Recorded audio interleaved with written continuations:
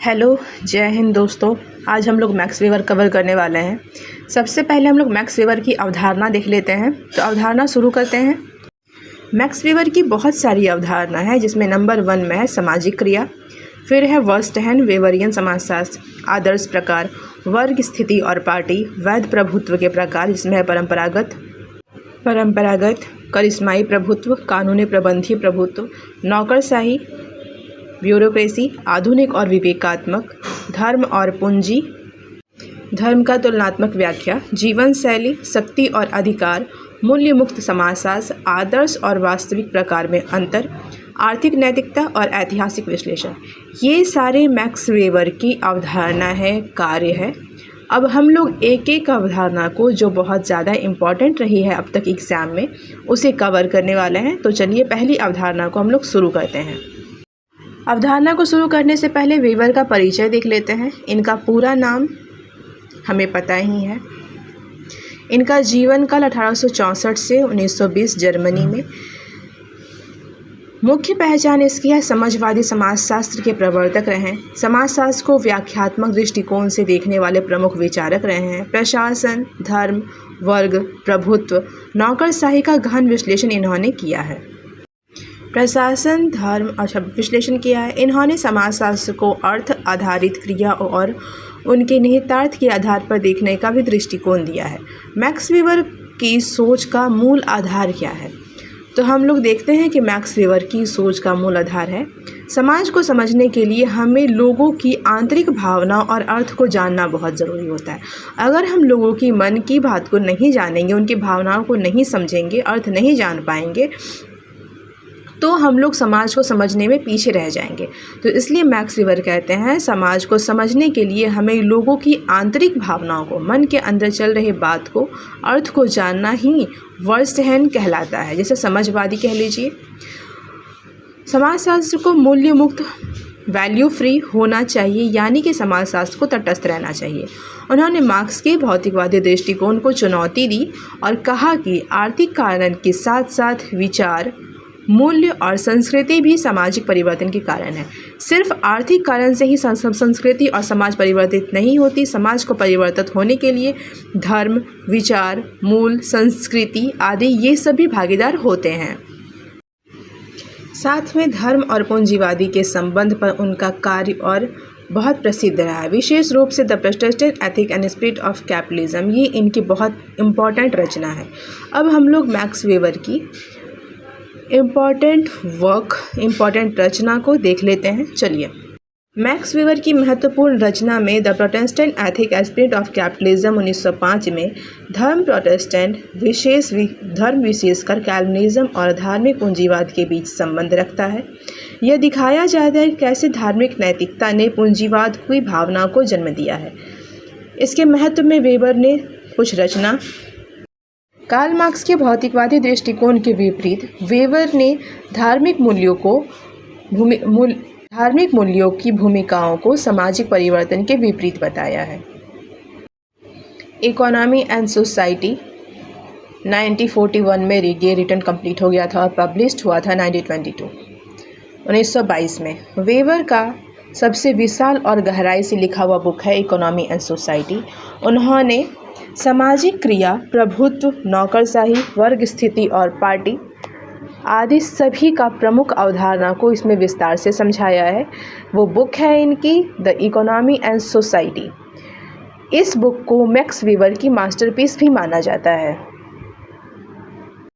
Next है the theory of social and economic organisation. सामाजिक संगठन और उसके भीतर सत्ता और अधिकार के प्रकार की विवेचना की है। नौकरशाही का विश्लेषण भी इसी में मिलता है। महत्व की बात यह है कि नौकरशाही और वैध प्रभुत्व के प्रकार जैसे में टॉक्सिक के बारे में महत्वपूर्ण माना जाता है।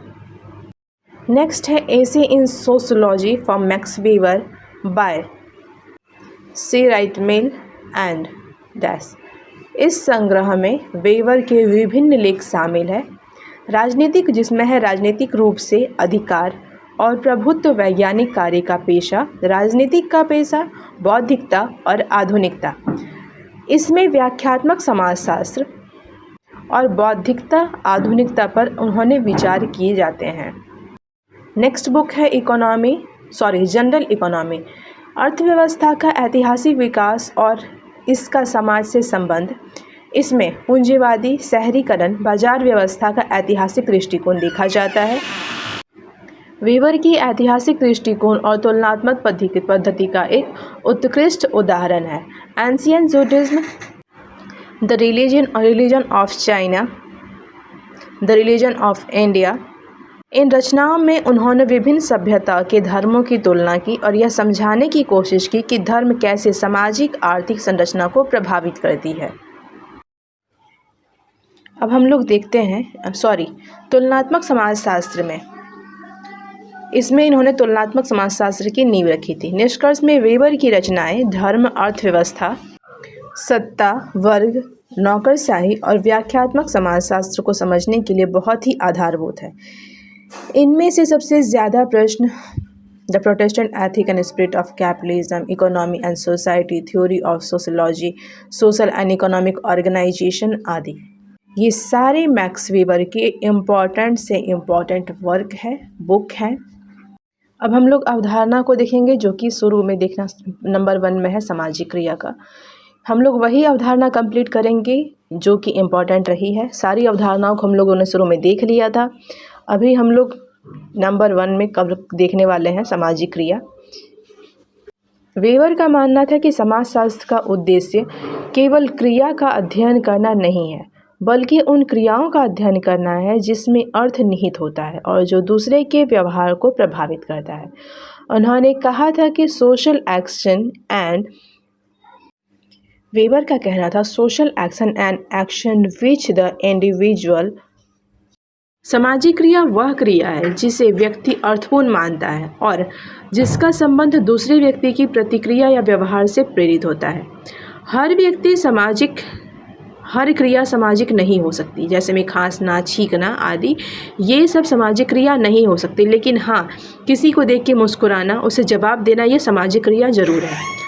सामाजिक क्रिया को समझने के लिए वीवर ने फर्स्ट हैंड की अवधारणा दी, यानी व्यक्ति की क्रिया के पीछे भावना को समझना बहुत ही आवश्यक है। वीवर की सामाजिक क्रिया के प्रकार: उद्देश्य युक्त तर्क संगत क्रिया, जिसमें लक्ष्य प्राप्त करने के लिए साधन का तर्क संगत होना आवश्यक होता है। एग्जाम्पल में परीक्षा पास करने के लिए पढ़ाई करना आवश्यक है, चुनाव लड़ने के लिए वोटिंग का प्रचार आवश्यक है। नेक्स्ट है मूल्य युक्त तर्क संगत क्रिया में नैतिक, धार्मिक, मूल्य आधारित कर्तव्य के अनुसार ये मूल्य युक्त तर्क संगत क्रिया कहलाएगी। जैसे में देशभक्ति के लिए बलिदान। भावनात्मक तर्क संगत क्रिया में भावना और आवेग से प्रेरित होनी चाहिए। ऐसी क्रिया है जिसे गुस्से से थप्पड़ मार देना, ये एक भावनात्मक प्रतिक्रिया है। और है चौथा नंबर पे परंपरागत क्रिया, परंपरा या रीति रिवाज के अनुसार किया गया कार्य। परंपरा या रीति रिवाज के अनुसार किया गया कार्य में पूजा, त्योहार मनाना आदि, ये सारी हमारी परंपरा और रीति रिवाज के तहत आती है। सामाजिक क्रिया की विशेषता में व्यक्ति द्वारा की गई क्रिया में अर्थ और उद्देश्य होना ही चाहिए और होता ही है। यह क्रिया दूसरे के प्रति निर्देशित होती है। इसे समझने के लिए सिर्फ बाहरी व्यवहार नहीं बल्कि आंतरिक मंशा जानना आवश्यक होता है। तो हमारा सामाजिक क्रिया का सिद्धांत, हम लोगों ने इसके प्रकार देख लिए, अभी इसकी विशेषता देख ली। अब हम लोग दूसरी अवधारणा की ओर चलते हैं। में है मैक्स वीवर की समझवादी समाजशास्त्र की अवधारणा वर्स्ट हैंड शब्द एक जर्मन भाषा का शब्द है जिसका मतलब होता है समझना या फिर अनुभूति करना। मैक्स वीवर ने कहा था कि आधुनिक समाजशास्त्र को केवल बाहरी क्रिया नहीं देखनी चाहिए बल्कि यह समझना चाहिए, यानी समाजशास्त्र कि व्यक्ति उस क्रिया के पीछे कर रहा है तो उसका अर्थ क्या है, उसका उद्देश्य क्या है। यानी समाजशास्त्र का काम प्रत्यक्ष समझ, किसी के कार्य को देखकर उसकी भावनाओं को तुरंत समझ जाना, यानी कि किसी को रोते हुए देख करके उसके दुख को समझना। स्पष्टीकरणात्मक समझ में किसी के क्रिया के पीछे के उद्देश्य या अर्थ को तर्क से समझना। परीक्षा की तैयारी, क्योंकि परीक्षा पास करना ज़रूरी है। तो ये है स्पष्टीकरणात्मक समझ की व्याख्या। अब है आइडियल टाइप, आदर्श प्रकार। एक ऐसी सैद्धांतिक या विश्लेषणात्मक मॉडल जो वास्तविकता को पूरी तरह नहीं दर्शाता है, बल्कि हमें वास्तविकता को समझने और विश्लेषण करने में मदद करता है। यह कोई आदर्श परफेक्ट चीज़ नहीं होती है, बल्कि यह एक मानसिक निर्माण होती है जो वास्तविक दुनिया को जटिलता को सरल के रूप में समझाने के लिए बनाया गया है। आइडियल टाइप में ideal plus type equal to ideal type. यह एक ऐसी विचार या प्रतिरूप है जो समाज के किसी तत्व का विश्लेषणात्मक रूपरेखा प्रस्तुत करती है। यह वास्तविकता का प्रतिबिंब नहीं होती, बल्कि एक मूल्य निरपेक्ष विश्लेषणात्मक उपकरण होती है। Value free tool. फिर है आइडियल टाइप। आइडियल टाइप को हमें तथ्य की तुलना और वर्गीकरण के लिए उपयोग किया जाता है। आदर्श प्रकार का प्रयोग। पूंजीवाद। यह कोई एक देश की व्यवस्था नहीं, बल्कि पूंजीवादी समाज की विश्लेषणात्मक रूपरेखा है। नौकरशाही एक आदर्श मॉडल है। वास्तविक जीवन में यह पूरी तरह मौजूद नहीं होता। वैध प्रभुत्व के प्रकार में परंपरागत, करिश्माई और कानूनी, ये सभी आइडियल टाइप में आते हैं। इसकी विशेषता में मानसिक रचना यह वास्तविकता से कुछ हद तक अलग होती है। यह तुलनात्मक और विश्लेषणात्मक सहायक होती है, तटस्थ और वैज्ञानिक दृष्टिकोण को प्रस्तुत करती है। अब है वर्ग स्थिति पार्टी। वेबर ने कार्ल मार्क्स के वर्ग संघात सिद्धांत को स्वीकार कर तो लिया, लेकिन उसे आर्थिक दृष्टिकोण तक सीमित मानकर उसकी आलोचना की। उन्होंने कहा कि समाज में सामाजिक असमानता सिर्फ आर्थिक आधार पर नहीं, बल्कि सामाजिक, सांस्कृतिक और राजनीतिक आधार पर भी होती है। इसलिए वेबर ने असमानता को 3 आधार पर बांटा है। पहला है वर्ग, क्लास, स्टेटस और पार्टी के आधार पर बांटा है। क्लास में वर्ग का निर्धारण आर्थिक कारणों खासकर बाजार में व्यक्ति के स्थिति से होता है। यह वर्गीय स्थिति कहलाती है। एग्जाम्पल में मजदूर वर्ग, पूंजीपति वर्ग, मध्यम वर्ग आदि। यह सब बाजार में उसकी स्थिति पर निर्भर होती है। वेबर के अनुसार वर्ग जो लोग समान आर्थिक अवसर और जीवन शैलियों द्वारा साझा करते हैं। स्थिति सामाजिक सम्मान और प्रतिष्ठा में सम्मिलित होती है। यह धन पर आधारित नहीं, बल्कि व्यक्ति की जाति, धर्म, पेशा, जीवन शैली पर निर्भर होती है। स्थिति समूह वे लोग होते हैं जो सामाजिक सम्मान साझा करते हैं। ब्राह्मण, डॉक्टर, फिल्म स्टार, ये सब भले ही अब आर्थिक रूप से अलग अलग हो, लेकिन उन्हें समाज में विशेष सम्मान प्राप्त होता है। पार्टी से तात्पर्य है कि राजनीतिक शक्ति और निर्णय लेने की क्षमता। पार्टियों से संगठित होने वाली जो सत्ता प्राप्त करने और उसे बनाए रखने का प्रयास करती है। राजनीतिक दल में बीजेपी, कांग्रेस हो गए, यूनियन, ये सारे पार्टी में आते हैं। वेबर का त्रिस्तरीय सिद्धांत। Class, status, party. क्लास में आर्थिक स्थिति, आर्थिक क्षेत्र। स्टेटस में सामाजिक सम्मान और सांस्कृतिक क्षेत्र। पार्टी में शक्ति और नियंत्रण, राजनीतिक क्षेत्र आदि शामिल होते हैं। इसे आप देख लीजिए शॉर्ट फॉर्म में। नेक्स्ट है मैक्स वेबर की प्रभुत्व, वैध प्रभुत्व। वेबर के अनुसार कोई भी सत्ता या प्रभुत्व तभी स्थिर रह सकता है जब उसे वैधता प्राप्त हो, यानी लोग उस वैधता को मान्यता देते हैं। इसलिए उन्होंने प्रभुत्व को 3 प्रकार में विभाजित किया है, अलग अलग समय और स्थिति में पाए जाते हैं। पहला है परंपरागत प्रभुत्व। राजा है, अगर तो राजा का बेटा ही राजा बनेगा, इस तरह की परंपरा। उसके बाद है करिश्माई प्रभुत्व। फिर है कानून प्रबंधी प्रभुत्व। इसमें है कानून, नियम और पद नौकरशाही संवैधानिक सरकार के अनुसार। परंपरागत प्रभुत्व में यह प्रभुत्व परंपराओं, मान्यता और वंशानुगत पर आधारित होती है। इसमें लोगों की आज्ञाकारिता परंपरा से आती है, न कि नियमों से आती है। करिश्माई प्रभुत्व में यह प्रभुत्व किसी व्यक्ति के असाधारण गुण, व्यक्तित्व या चमत्कार पर आधारित होता है।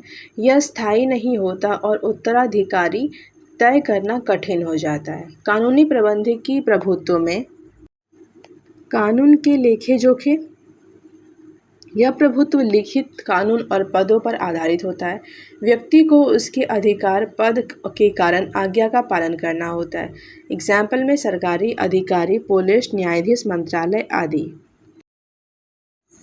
नेक्स्ट हम लोग देखते हैं वह नौकरशाही की अवधारणा में वेबर ने कहा था कि आधुनिक समाज में काम संगठित, कुशल और प्रभावी ढंग से करने के लिए एक नौकरशाही प्रणाली आवश्यक है। तो bureaucracy is the most efficient and rational form of organization in modern society. Max weber की परिभाषा के अनुसार नौकरशाही एक औपचारिक संगठनात्मक प्रणाली है जो नियम, पदानुक्रम और विशेषज्ञता के आधार पर कार्य करती है। वेबर की नौकरशाही की विशेषता में नियमों पर आधारित संगठन सभी कार्य तयशुदा नियम के अनुसार ही करते हैं। पदानुक्रम हद तक हर पद एक उच्च पद के अधीन होती है। आदेश ऊपर से नीचे की ओर आता है। कार्य विभाजन में काम का बंटवारा होता है, विशेषज्ञता के आधार पर किया जाता है। योग्यता पर आधुनिक नियुक्ति में नौकरशाही में प्रवेश योग्यता और परीक्षा के आधार पर किया जाता है। व्यावसायिकता कर्मचारी पूर्णकालीन वेतनभोगी और प्रशिक्षित होते हैं। दस्तावेजीकरण में सभी निर्णय और कार्यों का लिखित रिकॉर्ड रखा जाता है। निष्पक्षता में निजी भावना के बजाय नियमों के आधार पर निर्णय लिया जाता है। नौकरशाही कानून प्रबंधी प्रभुत्व का सबसे शुद्ध रूप है, ऐसा वेबर का मानना है। नौकरशाही के लाभ में कुशल और संगठित काम होता है, जवाबदेही, निष्पक्षता और विशेषज्ञता ये सारे नौकरशाही की विशेषता और लाभ के अंतर्गत आती है। वेबर ने चेतावनी दी थी कि नौकरशाही लोहे का पिंजरा बन सकता है जहां मनुष्य यंत्रवत होकर के स्वतंत्रता को खो देंगे। ऐसा मैक्स वेबर ने हमें चेतावनी दी थी कि अगर नौकरशाही बहुत ज़्यादा हद तक बढ़ जाएगी तो लोहे का पिंजरा बन सकता है और जहाँ पे मनुष्य एक यंत्र की तरह, एक मशीन की तरह काम करेंगे और अपनी स्वतंत्रता को खो देंगे। वेबर ने नौकरशाही और प्रभुत्व। वेबर ने नौकरशाही को लीगल रैशनल अथॉरिटी का सबसे प्रभावी रूप कहा है। यह आधुनिक समाज की आवश्यकता है क्योंकि यह पूर्वाग्रह और पक्षपात से मुक्त मानी जाती है। नौकरशाही और आयरन गेज लोहे का पिंजरा में क्या देखते हैं? वेबर चेतावनी देते हैं, कहते हैं नौकरशाही अत्यधिक बढ़ जाएगी तो यह एक लोहे का पिंजरा बन जाएगा। इसका अर्थ है कि व्यक्ति की स्वतंत्रता समाप्त हो जाएगी, सब कुछ एक मशीन की तरह काम करेगा, मानवीय संवेदनाओं का अंत हो जाएगा, ऐसा वेबर का कहना है। वेबर का आदर्श प्रकार और नौकरशाही। वेबर की नौकरशाही एक आइडियल टाइप है, यानी कि सैद्धांतिक मॉडल, न कि वास्तविक दुनिया में 100% लागू होने वाली चीज़ है। असल में हर देश की नौकरशाही में थोड़े बहुत बदलाव और अपवाद होते रहे हैं। नौकरशाही वर्सेस लोकतंत्र में एक सैद्धांतिक बहस हुई है। नौकरशाही कुशलतापूर्वक कार्यकुशल होती है लेकिन यह जन उत्तरदायी नहीं होती। इसे लचीलापन और मानवीय दृष्टिकोण की कमी होती है इसमें। नौकरशाही की आलोचना में रॉबर्ट मर्टन नौकरशाही में नियमों का अंधाधुंध पालन करते हैं जिससे अवैयक्तिकता और नवाचार की कमी हो जाती है। कार्ल मार्क्स कहते हैं नौकरशाही शासक वर्ग के हित में कार्य करती है, यह शोषण को बनाए रखने का उपकरण है। फिर आगे आ जाते हैं नौकरशाही वर्सेस करिश्माई। करिश्माई नेतृत्व लचीला और प्रेरणादायी होता है जबकि नौकरशाही नियम आधारित और स्थिर होते हैं। दोनों के बीच संघर्ष हो सकता है, खास करके सामाजिक आंदोलन या फिर क्रांति के समय पर। आधुनिकता और विवेकवादिता। वेबर के अनुसार आधुनिक समाज की पहचान विवेकवादिता में, यानी जीवन के हर क्षेत्र में तार्किक गणना क्षमता और नियमों का बोलबाला होता है। मॉडर्निटी क्या है? मॉडर्निटी में उस सामाजिक स्थिति को कहते हैं जो पारंपरिक समाज से अलग होती है, जिसमें औद्योगिकरण, औद्योगिकरण, पूंजीवाद, धर्म और क्षरण, नौकरशाही का विकास, कानून प्रबंधी प्रभुत्व शामिल होते हैं। इसे ही मॉडर्निटी कहते हैं। उस सामाजिक सामाजिक स्थिति को कहते हैं जो पारंपरिक समाज से अलग होती है, जो कि परंपरागत अनुसार चली आ रही है उससे बिल्कुल भिन्न होती है, जिसमें औद्योगिक पूंजीवाद, धर्म का क्षरण, धर्म का नाश होते जाना, पीछे हटते धर्म की अब भूमिका कम होते जाना, महत्व कम होते जाना, नौकरशाही का विकास, कानून प्रबंधी प्रभुत्व आदि ये शामिल होते हैं। रेशनलाइजेशन हर सामाजिक कार्य और संस्था को आर्थिक, तार्किक, योजनाबद्ध, कुशल और उद्देश्यपूर्ण बनाना होता है। उदाहरण में अगर हम देख लेते हैं, पहले भोजन बनाना एक परंपरा थी, लेकिन अब फूड इंडस्ट्री में सब चीज़ें मशीन, समय और लागत लाभ के हिसाब से तय होता है। तो ये है रैशनलाइजेशन के तहत। रैशनलाइजेशन का क्षेत्र में धर्म जादू टोना की जगह वैज्ञानिक सोचों ने ले ली। शुरू से हमारे यहाँ चले आ रहा है, लोग धर्म और जादू टोना पे ज़्यादा विश्वास करते थे, लेकिन अब ऐसा नहीं है। लोग वैज्ञानिकता पे की ओर ज़्यादा अग्रसर होते जा रहे हैं। वैज्ञानिक सोच और धर्म का निर्मूल्यन कानूनी परंपरा की जगह कानून प्रक्रिया ने ले ली। प्रशासनिक भावना नेतृत्व की जगह नौकरशाही ने ले ली और अर्थव्यवस्था पूंजीवाद और लाभ पर आधारित प्रणालियां शुरू कर दी गई है। रेशनलाइजेशन हमें आयरन गैस यानी लोहे का पिंजरा में कैद कर सकती है। यह यंत्रवत हो सकता है, भावनाएं और स्वतंत्रता को समाप्त कर सकती है। वेवर के मुताबिक आधुनिक समाज की तीन प्रमुख विशेषताएं शामिल है। तो चलते हैं आगे, देख लीजिए तीनों विशेषताएं कौन कौन सी हैं।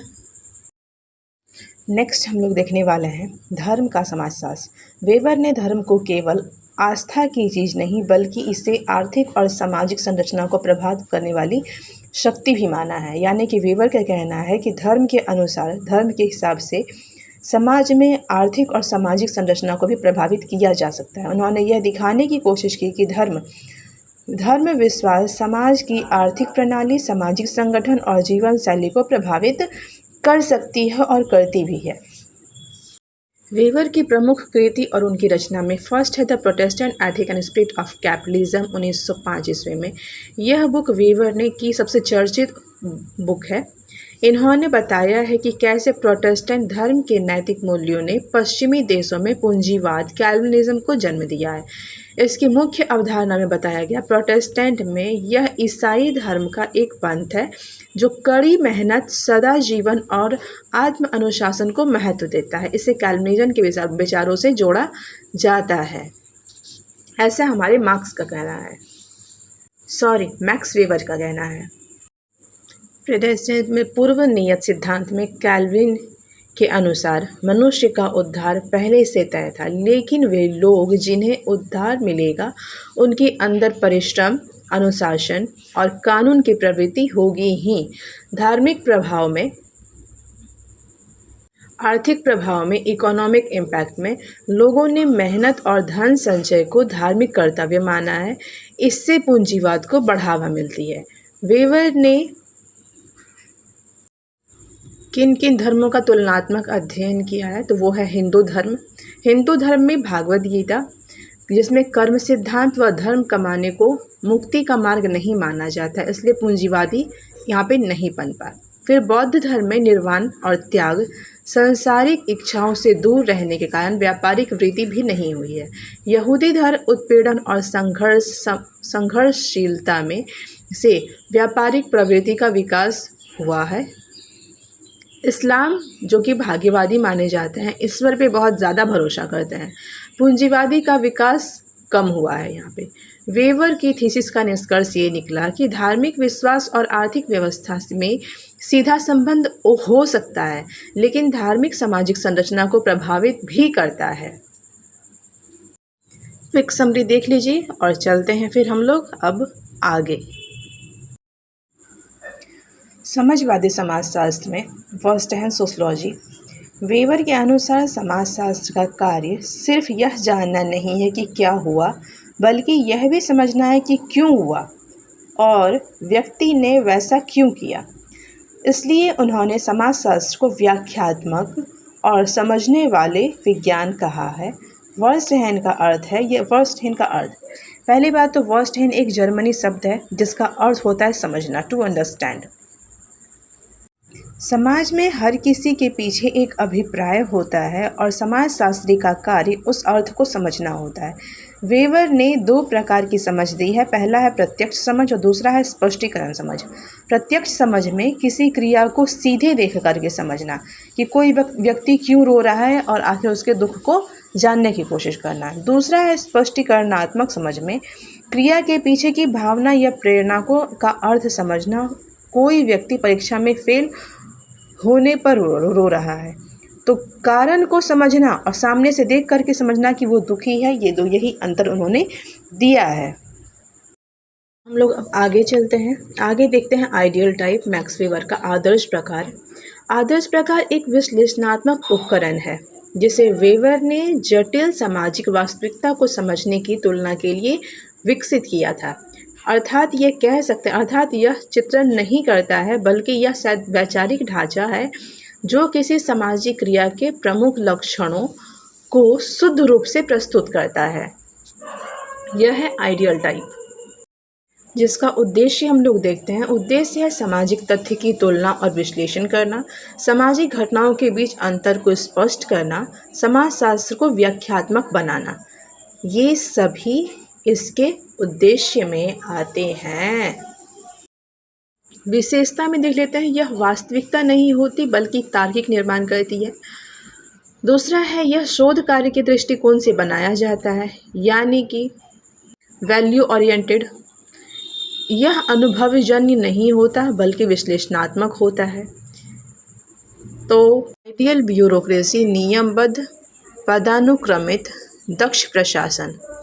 आइडियल कैपिटलिज्म में पूंजी निवेश, लाभ का अभिलाषा, बाजार प्रणाली। कुछ की कॉन्सेप्ट है, आप इसे देख सकते हैं। तो चलिए अब चलते हैं आगे। यहाँ पे हम लोगों ने सूची तैयार की है समर्थक थिंकर और आलोचक थिंकर। वैसे थिंकर जिन्होंने मैक्स वेबर के कार्यों की आलोचना की थी या फिर समर्थन किया था, उनकी सूची हम लोगों ने तैयार किया है। तो सूची एक बाय वन देख लेते हैं। तो यहाँ पे जो लिस्ट है वो सारे हैं सपोर्टिव थिंकर मैक्स वेबर के, और अभी जिसमें कि आप देख सकते हैं। तो यहाँ पे हमारे समर्थक थिंकर का लिस्ट ख़त्म होता है। अब देखते हैं आलोचक थिंकर, और ये सूची है आलोचक थिंकर की। तो एक बार ट्रिक देख लेते हैं कि हमें ट्रिक कैसे याद रखना है। तो हम लोग ये अब ट्रिक देखने के बाद फाइनली हम लोग वन बाय वन एक एक करके पहले आलोचक थिंकर को कंप्लीट करेंगे, फिर समर्थक थिंकर। तो पहले समर्थक थिंकर को ही देख लेते हैं। नंबर 1 में शुरू करते हैं टॉलकट पार्सन्स ने वेबर के विचार को कैसे आगे बढ़ाया। तो पार्सन्स का पूरा नाम है टॉलकट पार्सन्स, ये तो हमें पता ही होना चाहिए। पार्सन्स का स्कूल है फंक्शनलिज्म। वेबर से इनका संबंध देख लेते हैं। पार्सन्स ने वेबर की सोशल एक्शन थ्योरी को फंक्शनलिज्म में इंटीग्रेट किया था। उन्होंने व्यक्तिगत एक्शन को स्ट्रक्चरल फंक्शन थ्योरी से जोड़ा था।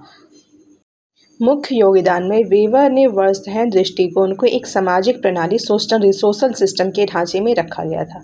उन्होंने कहा कि इंडिविजुअल एक्शन तब होता है जब वैल्यू और नॉर्म्स के अनुसार एक्टर गोल चूज करता है। इनकी प्रसिद्ध फेमस बुक थी the structure of social action 1937 में। इसमें उन्होंने वेबर और दुर्खिम को भी जोड़ा था। नेक्स्ट है अल्फ्रेड सोच ने वेबर की वर्स्टहैम अर्थात्मक समझ को और गहराई दी। फेनोमेनोलॉजी के माध्यम से समाज की अर्थव्यवस्था को समझाया है इन्होंने। इनके नोट्स में देखते हैं, अल्फ्रेड सोच 1899 से 1959 इनका स्कूल था फेनोमेनोलॉजी सोशलॉजी ऑफ। वेबर से इनका संबंध था। सोच ने वेबर की व्याख्यात्मक समाजशास्त्र को इंटरप्रेटेड सोशलॉजी फेनोमेनोलॉजी के माध्यम से आगे बढ़ाया था। उन्होंने वेबर के वर्स्टहैम को गहराई दी और अनुभवों से जोड़ा था। तो हम लोग कह सकते हैं कि सोच ने वेबर के वर्स्टहैम को गहराई दी और उसको अनुभवों से जोड़ने का कार्य भी किया था। इनके योगदान के अनुसार हम लोग चलते हैं आगे। सोच ने सोशल रियलिटी के उसको समझने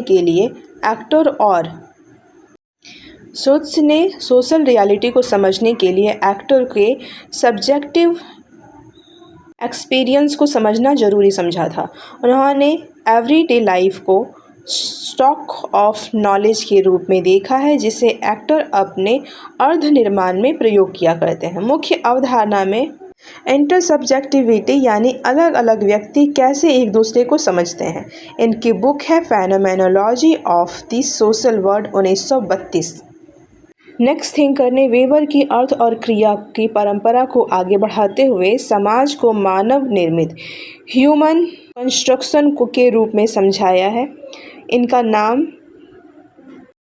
अगले थिंकर के अनुसार वेबर की अर्थ और क्रिया की परंपरा को आगे बढ़ाते हुए समाज को मानव निर्मित ह्यूमन कंस्ट्रक्शन के रूप में समझाया है। वेबर का संबंध रहा है। वेबर की अर्थ और क्रियात्मक एक्शन ओरिएंटेड परंपरा को आगे बढ़ाया। उनके विचार के अनुसार में सिंबॉलिक इंटरेक्शनिज्म और इंटरप्रेटिव सोशियोलॉजी से प्रभावित रहे हैं। मुख्य अवधारणा के अनुसार दिया गया है सोशल कॉन्स्टिट्यूशन ऑफ रियलिटी, सामाजिक वास्तविकता का निर्माण में उन्होंने समझाया कि समाज कोई वस्तु नहीं बल्कि मानव क्रियाओं से बना निर्माण है। बर्गेस के अनुसार से व्यक्ति समाज को बनाता है, समाज व्यक्ति को नियंत्रित करती है। ऑब्जेक्टिवेशन व्यक्ति समाज को आंतरिक रूप से स्वीकार करता है। इनकी बुक है the social constitution of reality with Thomas लकमैन 1986 ईस्वी में। यह वेबर की व्याख्यात्मक समाजशास्त्र की परंपरा को आगे बढ़ाने वाला माना जाता है। नेक्स्ट है कॉलिंस 1941 ईस्वी में। वेबर की व्यवस्था और संघर्ष में कॉन्फ्लिक्ट सिद्धांतों से प्रेरित थे।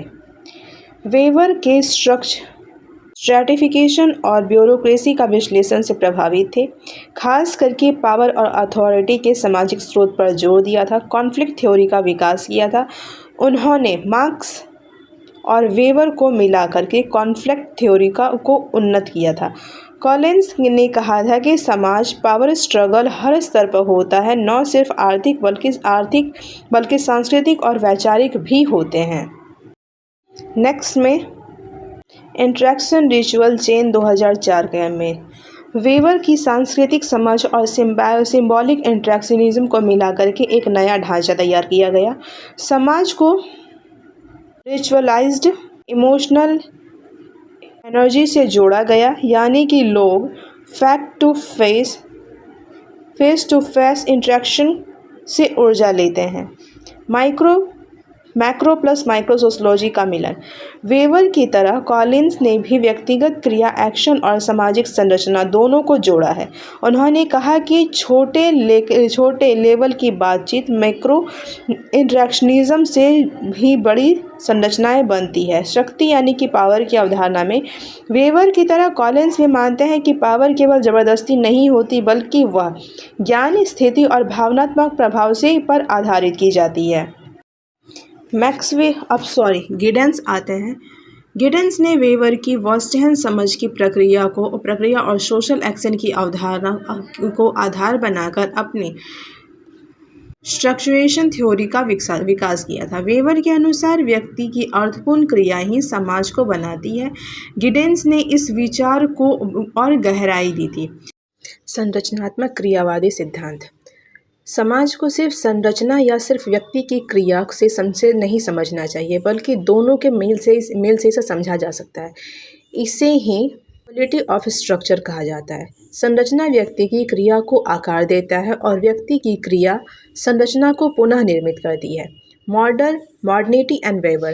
गिडेंस ने आधुनिकता के अध्ययन में वेबर की ब्यूरोक्रेसी और रैशनलाइजेशन को आगे बढ़ाया था। उन्होंने रिस्क, टाइम, स्पेस, डिस्टेंशन जैसे विषय जो वेबर के रैशनल वर्ड से जुड़ा हुआ है। वेबर का रैशनलाइजेशन। गिडेंस ने वेबर को सिर्फ विचारक नहीं बल्कि मैथोडोलॉजिकल मॉडल के रूप में भी पढ़ने की सिफारिश की है। क्रिटिकल थ्योरी के संबंध में वेबर ने वैल्यू नेचुरलिटी और पर गिडेंस सहमत नहीं हुए थे। वे मानते थे कि समाजशास्त्र की आलोचना भी होनी चाहिए। आलोचक थिंकर में कार्ल मार्क्स को देखेंगे। मार्क्स की आलोचना का आधार जो है पूंजीवाद और वर्ग संघर्ष की व्याख्या में बताया गया है। मार्क्स ने वेबर की विचारधारा पर आधारित सामाजिक क्रिया को आर्थिक आधार से कटे हुए मानकर खारिज कर दिया था। उनके अनुसार आर्थिक ढांचा ही सभी सामाजिक संस्थाओं का आधार है, जबकि वेबर ने बहुकारक दृष्टिकोण को अपनाया था। मार्क्स का दृष्टिकोण आर्थिक निर्धारणवादी था, जबकि वेबर का बहुआयामी व्याख्या पर इन्होंने जोर दिया था। मार्क्स और वेबर को आर्थिक कारकों की अपेक्षा करने वाला माना जाता है। मार्क्स ने वेबर को आर्थिक कारकों की उपेक्षा करने वाला माना था। अब सी राइट मिल ने इनका आलोचना का आधार जो है सत्ता, अभिजात वर्ग और सामाजिक संरचना थे। मिल्स ने वेबर की पावर की व्याख्या को अधूरी माना था। पार्टी में वेबर ने पार्टी, स्टेट्स, ग्रुप और क्लास को अलग अलग शक्ति का स्रोत माना, लेकिन मिल्स ने कहा कि शक्ति केवल राज्य या राजनीतिक पार्टी में नहीं बल्कि अभिजात वर्ग के गाठजोड़ पे केंद्रित होती है। उन्होंने 3 मुख्य संस्थाएं बताए: राजनीतिक, सैन्य और अर्थव्यवस्था में संस्था में पावर मौजूद होती है की अवधारणा दी, जो समाज को नियंत्रित करती है। मिल्स ने वेबर को सत्ता व्याख्या को विखंडित और सीमित बताया और सत्ता के केंद्रीय पर बल दिया है। निष्कर्ष के अनुसार आप देख सकते हैं। चलिए आगे, अब दुर्खिम को देखते हैं। दुर्खिम और वेबर दोनों ही समाज को समझने का प्रयास करते हैं, लेकिन उनका दृष्टिकोण एकदम अलग अलग है। इसी कारण दुर्खिम ने वेबर को वैकल्पिक आलोचना माना है। विविधता यानी विविधता में भेद में दुर्खिम और वेबर ऑब्जेक्टिविज्म और है सोशल फैक्ट। वस्तुनिष्ठ दृष्टिकोण में सामाजिक वस्तु वस्तु की तरह होती है, जिसे बाहर से देखा और मापा जा सकता है। अर्थ समझने के तहत अगर हम देखेंगे तो व्यक्ति की क्रिया के पीछे का अर्थ समझना वर्स्टहैंड समझ कहलाता है। सोशल फैक्ट में बाध्यकारी शक्तियाँ मानी जाती है। शक्ति की सामाजिक क्रिया को समझने पर बल। आलोचना में दुर्खिम की व्यक्तिगत अर्थ समझना सामाजिक विज्ञान और वैज्ञानिकता को कमज़ोर करता है। उन्हें लगता है कि समाजशास्त्र को ऑब्जेक्टिविटी के आधार पर बांटा गया है। हर्बर्ट मार्क्यूस फैकल्ट स्कूल से जुड़े हुए हैं, जिसमें इन्होंने वेबर के कई विचारों की मार्क्सवादी दृष्टिकोण से आलोचना की। पहला है तर्कवाद की आलोचना। वेबर ने आधुनिक समाज को तर्कवाद कहा है, विशेष रूप से उनके औपचारिक तर्कवाद। मार्क्यूस की आलोचना में उन्होंने कहा कि यह तर्कवाद व्यक्ति को गुलाम बना देता है और यह पूंजीवाद का एक औजार बन जाता है, जो व्यक्ति की स्वतंत्रता, रचनात्मक और विवेचना और चेतना को दबा देता है। कथन के अनुसार आगे चलते हैं अब हम लोग। वेबर के ब्यूरोक्रेसी की आलोचना। वेबर ने ब्यूरोक्रेसी को आधुनिकता का एक आवश्यक अंग माना है। मार्क्यूस ने इसे नियंत्रण और दमन की व्यवस्था कही है। उनका मानना था कि यह मानवीय भावनाओं और रचनात्मकता को नष्ट कर देगा और व्यक्ति को एक आयामी बना देगा। वेबर के वैल्यू नेचुरलिटी पर हमला। वेबर समाजशास्त्र का मूल्य निरपेक्ष की बात करते हैं। मार्क्यूस ने कहा कि समाजशास्त्र को निरपेक्ष रहने की आवश्यकता नहीं है, बल्कि उसे दमनकारी ढांचों को उजागर करने और चुनौती देने की आवश्यकता है। उन्होंने एंगेज्ड सोशलॉजी की वकालत की, जो शोषण और दमन के खिलाफ खड़ा होता है। मॉस ने वेबर की औपचारिक तर्कवाद और नौकरशाही की अवधारणा की आलोचना की। उन्होंने कहा कि वेबर की तर्कवाद पूंजीवाद समाज में व्यक्ति की चेतना को दबाता है। उन्होंने वेबर के मूल्य निरपेक्षता को भी खारिज करते हुए कहा कि समाजशास्त्र को शोषण के खिलाफ सक्रिय भूमिका निभानी चाहिए। तो फाइनली हम लोगों ने वेबर के हर एक पॉइंट को, उनके समर्थक थिंकर, आलोचक थिंकर, सभी को बहुत अच्छे से कंप्लीट कर लिया है। मिलते हैं नेक्स्ट वीडियो में। Thank you so much. Please support.